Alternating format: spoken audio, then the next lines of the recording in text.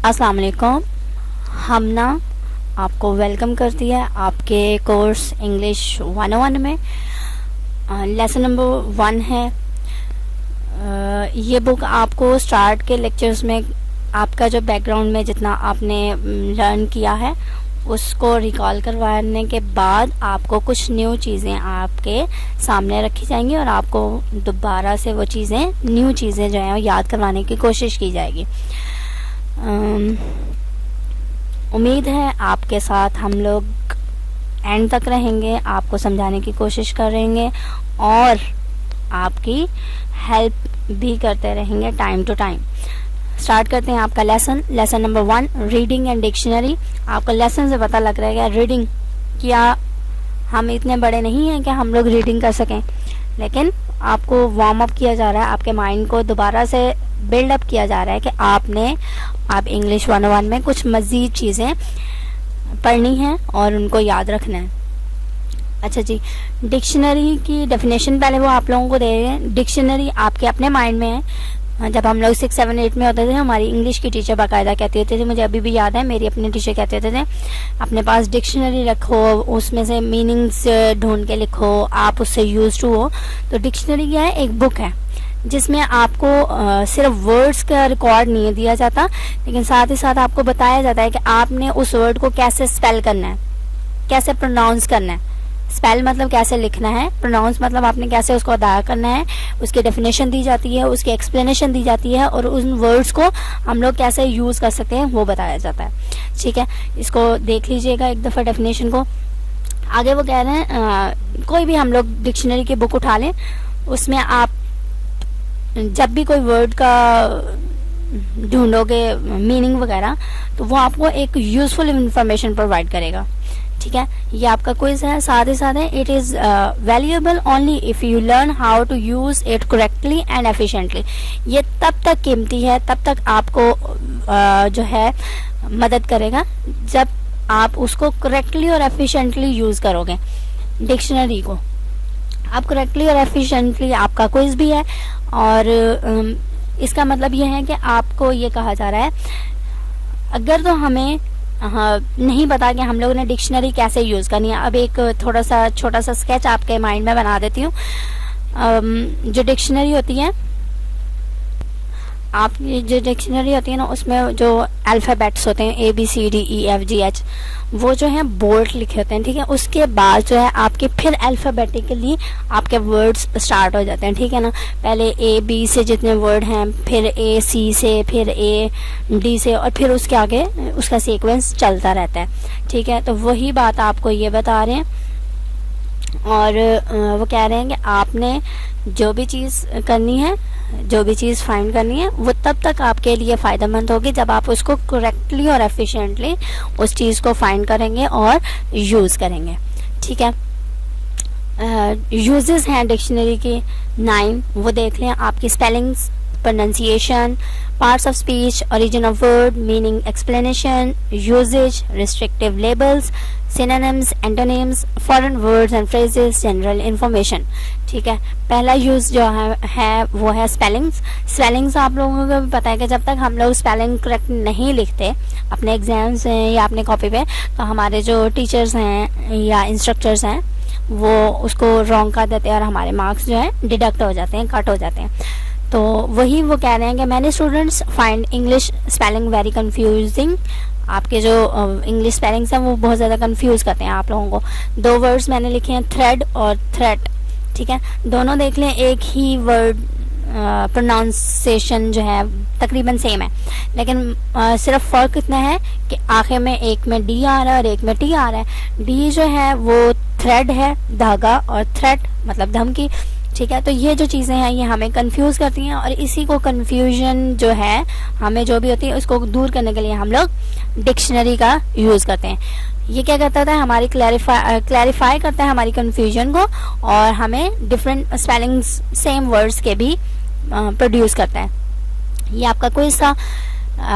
Next है आपका, उन्होंने 2 वर्ड्स दिए हुए हैं, कैटलॉग और थिएटर। ठीक है, कैटलॉग क्या है कि आपने किसी कोई ऐसी चीज़ है, जब आपको मैं कह दूँ कि अम्मी ने कहा था बाज़ार से टमाटर, हरी धनिया, दही, ये सारा कुछ ले आओ।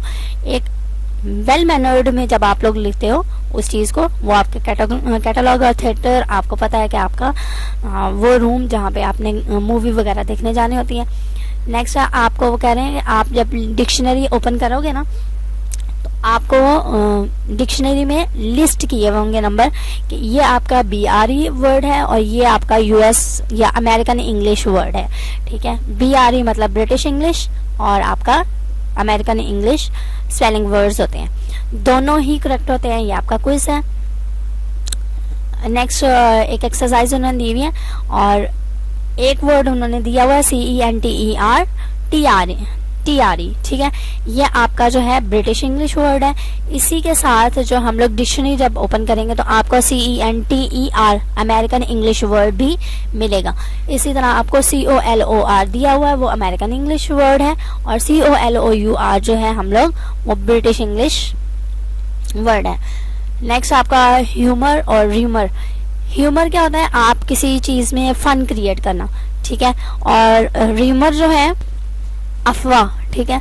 इनके मीनिंग्स आप खुद भी चेक कर लीजिएगा। प्रोनाउंसिएशन जो है स्पेलिंग्स के बाद बहुत ज़्यादा इंपॉर्टेंट है। हम लोग कोई भी चीज़, कोई भी वर्ड अगर मुश्किल लिखा होता है, हम लोग उसको प्रोनाउंस करना बहुत ज़्यादा डिफ़िकल्ट समझते हैं, ठीक है। और जो डिक्शनरी है वो आपको हेल्प करती है कि आपने वर्ड को कैसे प्रोनाउंस करना है, और साथ ही साथ आपको जो है अगर आप डिक्शनरी के जो सिंबल्स हैं उनसे फेमिलियर हैं तो आपको वो भी हेल्प करती है अपनी प्रोनाउंसिएशन को ठीक करने में, ठीक है। ये आपका क्विज था। You are familiar with symbols in which they are written. अच्छा जी, are languages dictionaries carry pronunciation की या टेबल, ठीक है, दोनों होते हैं। ये आपका क्विज है। उनकी प्रोनाउंसिएशन की भी होती है, प्रोनाउंसिएशन टेबल कह लो, दोनों बात एक ही है। सब डिक्शनरीज जितनी भी आपने लेनी है उसमें आपको साइड पे बताया जाएगा कि इसकी प्रोनाउंसिएशन ऐसे आपने वर्ड की करनी है। अब प्रोनाउंसिएशन करने के लिए बाकायदा सेलेबल वर्ड यूज होता है, ठीक है ना। अब सेलेबल क्या है कि आपकी जो टंग है वो कितनी दफा रोल होती है। सिंपल वर्ड्स में मैं अगर कहूँ कितनी बार आपकी टंग रोल होगी, वही उतने सेलेबल्स आपके उस वर्ड के होंगे, ठीक है। अब अगर मैं आपको कहूँ कि आपने वर्ड जो है वो बोलना है डिफरेंट, ठीक है, तो डिफरेंट, डिफ और रेंट, मैंने दो वर्ड्स में आपका जो वर्ड है वो डिवाइड कर दिया, तो आपके कितने सेलेबल्स हो गए? 2 सेलेबल्स हो गए। इसको देख लीजिएगा, सेलेबल्स आपके बाकायदा वो लोग आपके क्विज में देते होते हैं। अच्छा, प्रोनाउंसिएशन से मुझे बात याद आ गई है। मैंने 2014 में जब टीचिंग स्टार्ट की थी तो उनके ना वो पेपर्स थे, तो मेरे पास पेपर्स आए मैथ के रीचेक करने के लिए। उस वक्त मुझे जो है, मैं स्टार्ट में गई थी तो मैथ के लिए गई थी, लेकिन मैंने अभी कुछ नहीं पढ़ाया था। जो पहले वाली टीचर थी उनकी शादी होनी थी तो उन्होंने छोड़ना था, ये वो सारा कुछ। तो मेरे पास पेपर्स आए मैथ के रीचेकिंग के लिए ना, तो पेपर आने के कुछ 1.5 घंटा बाद एक बच्चा मेरे पास आता है और मुझे कहता है कि मैम मैं कम इन क्लास में एंटर होना था। मैंने कहा हाँ जी आ जाओ, मोस्ट वेलकम। तो मुझे आके कहता है मैम कैलकुलेटर चाहिए। अल्लाह जी, ये क्या वर्ड बोल रहा है, क्या प्रोनाउंस कर रहा है? मैंने कहा क्या चाहिए? कैलकुलेटर चाहिए। अच्छा कैलकुलेटर चाहिए। मुझे 2-3 दफ़ा पूछा, नहीं समझ आई। मैंने उसको अपने पास से बैठा लिया, मैंने कहा बैठ जाओ यहाँ पे। तो फिर जिस टीचर ने भेजा था कैलकुलेटर लेने के लिए, वो टीचर आई मेरे पास। तो मुझे कहती है मैंने बच्चे को भेजा था आपसे चीज़ लेने के लिए, आपने दी नहीं। मैंने कहा मुझे बताओ तो सही वैसे है क्या चीज़ है। तो कहती है उन्होंने मुझे बताया बाकायदा ना। अब मैं वर्ड वो यूज़ नहीं करूँगी, आगे कभी मौका मिला तो आपको बताऊंगी कि क्या। अगर आपने पहचान लिया तो आप मुझे बताइएगा कैलकुलेटर से क्या मुराद है। तो मैंने उस बच्चे को उनके सामने खड़ा कर दिया। मैंने कहा हाँ जी क्या मांगने आए हो आप? तो उस टीचर के सामने भी वो कैलकुलेटर लेने आया हूँ। चलो खैर, मतलब आपको बताने का मेरा सिर्फ इतना है कि आप प्रोनाउंस वर्ड सही करेंगे तो आगे वाले इंसान को समझ आएगी कि आप क्या चीज़ चाह रहे हैं या क्या बात कर रहे हैं। पार्ट्स ऑफ स्पीच थर्ड चीज़ है, थर्ड जो उसमें चीज़ आपको मिलेगी पार्ट्स ऑफ स्पीच है, ठीक है। सारी जो डिक्शनरीज हैं उसमें उस वर्ड का पार्ट्स ऑफ स्पीच बताया जाएगा कि वो वर्ड किस पार्ट्स ऑफ स्पीच से बिलोंग कर रहा है। पार्ट्स ऑफ स्पीच क्या होते हैं कि आपका वो नाउन है, प्रोनाउन है, वर्ब है, एडवर्ब है, आया वो एडजेक्टिव है, कंजंक्शन है, प्रपोजिशन है, एक्सेट्रा। ये सारी चीज़ें आपको पार्ट्स ऑफ स्पीच में बाकायदा डिक्शनरी में बताया जाता है कि आपका जो वर्ड जो आप सर्च कर रहे हो उसका क्या लिंक है। नेक्स्ट है origin of words. Origin of words का मतलब क्या है कि आपको बाकायदा साइड पे ब्रैकेट में ये सारी चीज़ें ब्रैकेट में लिखा होता है। आप किसी वर्ड को अगर सर्च कर रहे हो तो उसके आगे ब्रैकेट में लिखा जाएगा कि ये वर्ब है या नाउन है। इसी तरह ओरिजिन ऑफ वर्ड्स मतलब आपका जो वर्ड आप इंग्लिश में यूज़ कर रहे हो ये पहले कौन से वर्ड्स कौन से लैंग्वेज से लिया गया, आया वो ग्रीक लैंग्वेज है, लैटिन लैंग्वेज है, ये सारी चीज़ें, ठीक है। नेक्स्ट है आपका मीनिंग, एक्सप्लेनेशन एंड डेफिनेशन। आपको जितनी भी इंफॉर्मेशन दी जाती है डिक्शनरी में सबसे ज़्यादा जो इम्पोर्टेंट चीज़ है वो है आपके मीनिंग।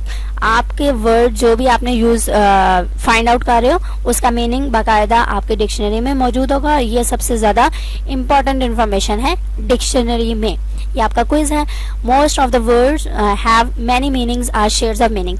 अब हम लोग जब डिक्शनरी ओपन करते हैं, अब तो आजकल खैर मोबाइल्स का ज़माना आ गया, तो आप कोई भी वर्ड वहाँ पे लिखते हो तो आपको ढेरों जो है मीनिंग उसके मिल जाते हैं। तो वो क्या है कि आपने अपनी जो वर्ड का मीनिंग ढूंढ रहे हो, ये नहीं करना कि पहला जो भी उसका मीनिंग लिखा होगा वो आप उसको ले लोगे और आप इस्तेमाल कर लोगे अपने किसी भी ऐसे जो भी लिख रहे हो, जो भी बात कर रहे हो। आपने सारे मीनिंग्स को देखना है और उसमें से जो आपकी बात के साथ सूटेबल है वो आपने यूज़ करना है, ठीक है। और नेक्स्ट है वो कह रहे हैं you will find that words are often closely related. वही बात है कि आपके जो वर्ड्स हैं वो क्लोजली रिलेटेड होते हैं एक दूसरे के साथ। ये भी आपका क्विज था। उसके बाद जो है आपको एक एक्सरसाइज दी है। उन्होंने कहा है कि मीनिंग और एक्सप्लेनेशन और डेफिनेशन ऑफ वर्ड्स के लिहाज से एक वर्ड प्ले है, ठीक है। वो प्ले वर्ड उन्होंने 6 सेंटेंसेस में अलग-अलग किस्म से यूज़ किया है, वो आपको बताना है और आपने स्पेसिफिक मीनिंग उसका बताना है। The boys like to play on the hard court, मतलब उनको पसंद है खेलना हार्ड कोर्ट पर। नेक्स्ट सेंटेंस क्या है, Amna will play the sitar in the concert, कि आमना जो है वो जो अब इन म्यूज़िकल इंस्ट्रूमेंट होता है सितार, एक उसकी अब डिस्क्रिप्शन कैसे दूँ, सुराही जैसा तकरीबन होता है, तो उसको वो प्ले करेगी मतलब उसको बजाएगी। यहाँ पे प्ले ये नहीं है कि खेलना पसंद है, उस म्यूजिकल इंस्ट्रूमेंट को बजाएगी। The play produced by the art club was a success. Art club है, कोई क्लब था जिसमें उन्होंने क्या किया था कि एक खेल तैयार किया था और वो जो खेल था कोई भी प्लेइंग गेम हो सकती है, वो बहुत ज़्यादा कामयाब हुई, ठीक है। तो मतलब क्या हुआ, प्ले एक वर्ड जो है वो डिफरेंट मीनिंग रख रहा है। सिंपल आपको जो बताया जा रहा है, it was a clever play, player आएगा यहाँ पे, that won the football game, ठीक है। क्लेवर प्लेयर आना था, एक चालाक खिलाड़ी था या खिलाड़ी है, ठीक है, जिसने फुटबॉल गेम को जीत लिया। यहाँ पे play, it was a clever play that won the football game. एक फुटबॉल जो है, फुटबॉल की अगर प्लेयर नहीं है तो प्ले कहें तो फुटबॉल की तारीफ की जा रही है कि ये एक चालाकी वाला खेल है। अच्छा जी, नेक्स्ट है यूजेज रिस्ट्रिक्टिव लेबल्स। अब लेबल्स जो हैं वो आपको बताया जा रहा है। लेबल्स एक ऊपर भी बताया जा रहा था कि वो नाउन है या प्रोनाउन है ये, और साथ ही साथ आपको लेबल्स दिए जाते हैं कि ये ब्रिटिश वर्ड है या अमेरिकन वर्ड है। फॉर्मल, आप जो है किसी ख़ास मौके पर, फॉर्मल वर्ड्स होते हैं जो आपने बाकायदा सोच समझ के बोलने आते हैं, और इनफॉर्मल वर्ड्स होते हैं जब हम लोग किसी दोस्तों में अपने बैठे होते हैं इनफॉर्मली बोल देते हैं, ना सोचते हैं ना कुछ। कॉलिगुअल है, रूलर है, PL, ठीक है। पोएटिक, आपकी पोएटिक में वो वर्ड यूज होता है। स्लैंग, स्लैंग का मतलब है वो वर्ड जो बदमाश वगैरह लोग यूज करते हैं। This is important in writing, आपको बाकायदा इनके लेबल्स बताया जाता है कि वो वर्ड कैसा है। A dictionary will tell you the usage of words and phrases, idioms, proverbs and language. Dictionary ही हमें बताती है कि आपने वो वर्ड को कैसे यूज़ करना है और किस लिहाज से यूज़ करना है, उसकी लिमिटेशंस भी बताई जाती हैं। ये सारे आपके क्विज हैं, मैंने बाकायदा लिखा हुआ है। Special labels are used to show this, और यही स्पेशल लेबल्स हैं, आपको बताए जाते हैं कि आपका वर्ड आखिर कौन सा कहाँ से है, वो प्लूरल है, इनफॉर्मल है, स्लैंग है, जो भी है। If a word is no longer in a current use it will be labelled as archaic, ठीक है, मतलब कदीम है, ARCH, अब नहीं यूज होता, पहले होता था, या ऑब्सोल्यूट, OBS। ये आपने याद रखने हैं, ये जो एब्रीविएशंस हैं इनकी, और ये आपको पूछे जाते होते हैं आपके क्विज में। नेक्स्ट है आपको इडियम फ्रेज और नाउन फ्रेजेस के बारे में एक एक्सरसाइज दे दी गई है। वो कह रहे हैं कि आपने इनके मीनिंग्स ढूंढने हैं। प्रोफेसर विरोसन इन्होंने लिखा था, मैंने विटसन कर दिया। Held forth for over an hour about the need for communication language teaching, वो जो हैं बहुत ज़्यादा टाइम यूज़ कर रहे हैं इंग्लिश कम्युनिकेशन लैंग्वेज टीचिंग को, कोई ऐसा उनको मिल जाए जिसमें उसको कोई हेल्प कर दे। साथ ही साथ नेक्स्ट सेंटेंस है आपका, I do not gate how you found the answer, मुझे नहीं पता कि आप कैसे आंसर तलाश करोगे। अब गेट जो है यहाँ पे कोलिगुअल है। नेक्स्ट है, माई roommate is pretty hard up these days, hard up जो है वो आपका इडियम है, मतलब वो इन दिनों में बहुत ज़्यादा मेहनत जो है कर रहा है। अब इन डेज में मतलब कुछ ना कुछ आपके एग्जाम्स वगैरह चल रहे होंगे या उनकी कोई प्रेजेंटेशन होगी, ऐसे। अब कह रहे हैं रिस्ट्रिक्टिव आर यूजेज लेबल्स का एक और उन्होंने दे दिया है। कह रहे हैं look up the following words और phrases in the dictionary, right whether it is use in primary slang, informal or colloquial. अच्छा जी, आपने बताना है कि ये स्लैंग है, वर्ड इनफॉर्मल है या कोलिकल है। कोलिकल का मैंने बताया था कि आपने स्पोकन इंग्लिश में जो भी हम लोग वर्ड्स यूज़ करते हैं, इनफॉर्मल आप अपने फ्रेंड्स में बैठे हुए हैं, कोई आपको रोक टोक नहीं है, इनफॉर्मली आप वर्ड बोल सकते हो, तो वो इनफॉर्मल वर्ड हो जाएगा। स्लैंग मैंने पीछे बताया था कि ये जो चोर वगैरह टपोरी लोग होते हैं ये वर्ड्स यूज़ करते हैं, वो चीज़, ठीक है ना। तो यहाँ पे ये जो गाइस है ये इनफॉर्मल भी हो सकता है, ठीक है, और अगर आप स्लैंग कहना चाहो तो स्लैंग भी ये वर्ड हो सकता है, ठीक है।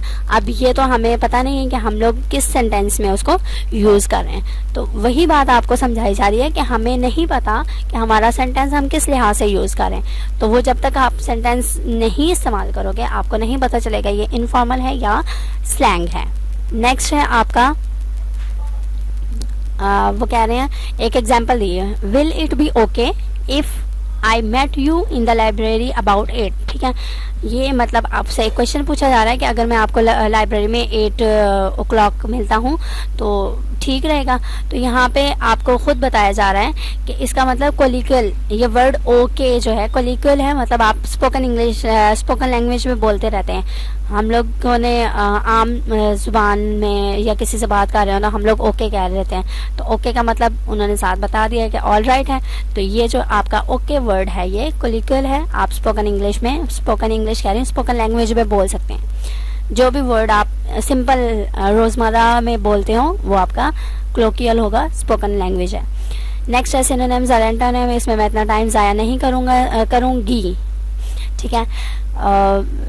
डिक्शनरीज में आपको सिनोनिम्स भी दिए जाते हैं, आप जो भी वर्ड उसको सर्च कर रहे हो उसके सिनोनिम्स भी होंगे और एंटोनिम्स भी होंगे। अब सिनोनिम याद करने हैं, सिमिलर वर्ड्स जो होते हैं, सिमिलर मीनिंग्स जो होते हैं, उस वर्ड के जो सिमिलर मीनिंग्स होते हैं वो सिनोनिम्स होते हैं। एस से सिमिलर, एस से सिनोनिम, और एंटोनिम जो है वो opposite meanings of the word जो है एंटोनिम्स कहलाते हैं। Foreign words and phrases, foreign words और फ्रेजेस जो हैं वो इनको आप ऐसे समझो,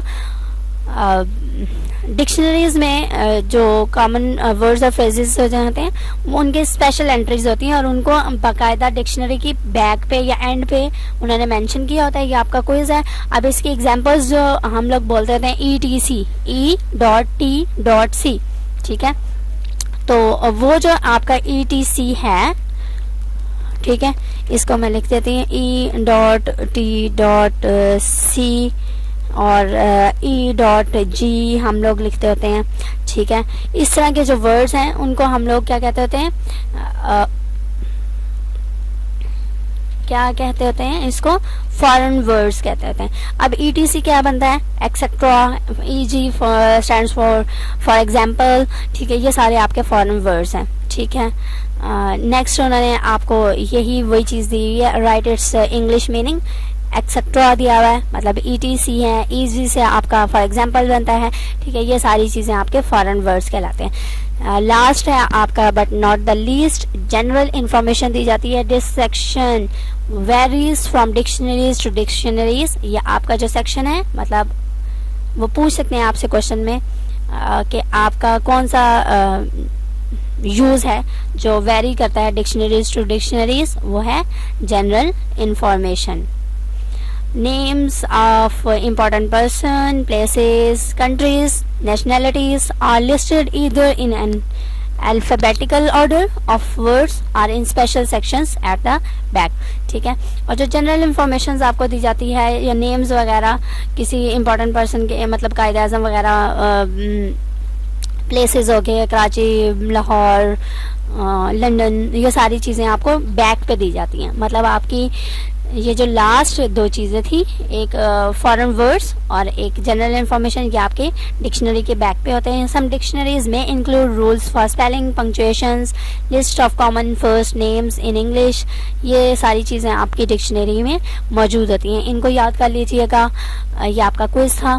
नेक्स्ट वो कहते हैं कि आपने डिक्शनरी को कैसे यूज़ करना है। इसको सिंपल वर्ड्स में अगर मैं आपको बताऊं तो आपकी आल, वो जो मैंने आपको लिख के बताया था, ये था कि आपका एक अल्फ़ाबेटिकल ऑर्डर होता है, ABC लिखा होता है, लेकिन वो बोल्ड होता है, और उसके बाद जो है आपको नीचे वर्ड्स उसके रिलेटेड जो हैं दिए होते हैं, ठीक है। तो वही आपको बताया जा रहा है कि आपने सबसे पहले क्या कहते हैं, all entries in dictionaries are arrange in alphabetical order होता है। फिर आपने क्या करना है, words are arrange in according to first letter. First letter A है, उसके नीचे सारे A वाले वर्ड्स आपको अरेंज करके दिए होते हैं डिक्शनरी में। When the words begin with the same letter they are arranged according to the second letter, ठीक है। अब कभी कभी ऐसा होता है कि आपका A से ये देखें, ए सारे वर्ड्स A से ही हैं, लेकिन आप फिर आगे आपने सेकंड वर्ड पे जाना है कि आप कौन सा वर्ड, अगर मैं कहती हूँ आप एडोरेबल ढूंढ रहे हो तो ए सारे A ही हैं, लेकिन आप एडोरेबल में सेकंड वर्ड को देखोगे कि AD कहाँ पे लिखा हुआ है, ठीक है। अब D के वर्ड्स भी क्या ऐसे होंगे जो सेम होंगे, तो आपने फिर नेक्स्ट वाले वर्ड पे O पे चला जाना है। तो आप ऐसे ही ढूंढते ढूंढते अपने वर्ड पर पहुंच जाते हो, ठीक है। और if both the first and the second letter are the same then the words are arrange according to the third letter and so on, ठीक है। आप फर्स्ट लेटर देखो, फर्स्ट लेटर से पता लग जाता है कि आपने कौन सा वर्ड ढूंढना है, ठीक है। एडोरेबल मतलब आपने A वाले जो अल्फाबेट बोल्ड किया हो उसके नीचे सारे वर्ड्स देखने हैं। अब A के आगे A सारे वर्ड्स दिए हो तो A के आगे D आप देखोगे, D वाले वर्ड्स अगर आपको बहुत ज्यादा लग रहे हैं तो D के आगे O देख लोगे, ठीक है, लेकिन सीक्वेंस से चलेगा।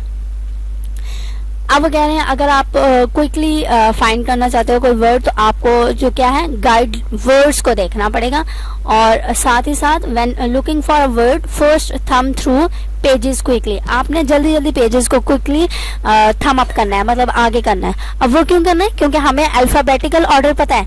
अब अगर आपको मैं कहूँ कि आपने Z वर्ड से कुछ ढूंढना है, फॉर एग्जाम्पल अब जेस्ट, ठीक है, आपको मैंने कहा है कि आप वर्ड ढूंढो जेस्ट, ज़ील एंड जेस्ट या जेस्ट, तो आपने क्या करना है, ये नहीं करना कि आप एक पेज देखोगे दूसरा पेज देखोगे। हमारे माइंड में एकदम से स्टक होता है कि जेस्ट जो है वो Z अल्फाबेटिकली ऑर्डर में लास्ट वर्ड है, तो हम लोग जल्दी जल्दी पेज फोल्ड करेंगे और Z वर्ड को ढूंढेंगे, ठीक है। तो यही वो चीज़ है। और जो सेकंड बात है वो क्या करना है कि आपने बोल्ड वर्ड्स को देखना है, और उसके आगे जो गाइड वर्ड्स हैं, गाइड वर्ड्स कैसे था, एडोरेबल में अगर आपने D देख लिया, D के बहुत सारे वर्ड हैं तो आप नेक्स्ट वर्ड में चले जाओगे, इसी तरह आपने गाइड वर्ड्स में यूज करना है। ये आपका क्विज था। The words in heavy bold are type face are the guide words. Guide words कौन से होते हैं, जो आपको बोल्ड दिए होते हैं, मतलब सिंपली जो अल्फाबेटिकल ऑर्डर होता है वो आपके गाइड वर्ड्स होते हैं। नेक्स्ट आपका रिकैप है, ये इसमें से इनको मैंने खुद अपने लिए क्रॉस किया था कि आपको ये मैंने नहीं करवाने, क्योंकि ये आप खुद भी रीड कर सकते हो, एक दफ़ा रीड कर लीजिएगा। मैं ये नहीं कह रही कि आपने इनको रीड नहीं करना, इनके आंसर्स भी बाकायदा दिए हुए हैं और ये आपको कुछ एग्जांपल्स ही दी हुई हैं कि आप यूज हो जाएं कि आपने कैसे इसको कंसल्ट करना है। और ये था आपका आज का लेसन। उम्मीद है पसंद आएगा। अगर पसंद आया तो लाइक ज़रूर कीजिएगा और कमेंट करके अपनी पसंदीदगी का इजहार कीजिएगा। अल्लाह हाफिज़, अपना ख्याल रखिएगा।